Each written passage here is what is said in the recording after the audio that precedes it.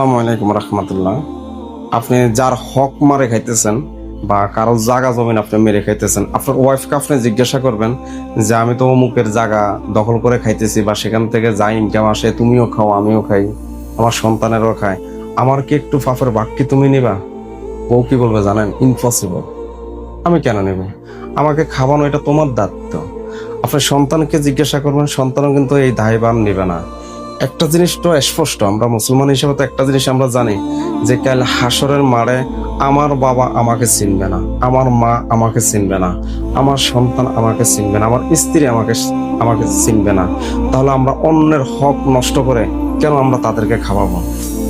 আমরা 10 টাকার বাজার না করে তো আমরা 2 টাকা 5 টাকার বাজার করলে তো আমাদের এনাফ। আল্লাহ আমাকে যা দিয়েছে তাই তো যথেষ্ট। তো অন্যের হকের উপরে আপনারা চোখ দিবেন না, নিজের যা আছে তাই ফিরে আমানিল্লাহ, এটাতেই থাকেন। আপনার হিসাব কেউ দিবে না, আপনারই দিতে হবে। সে অন্ধকার কবরে আপনারই থাকতে হবে।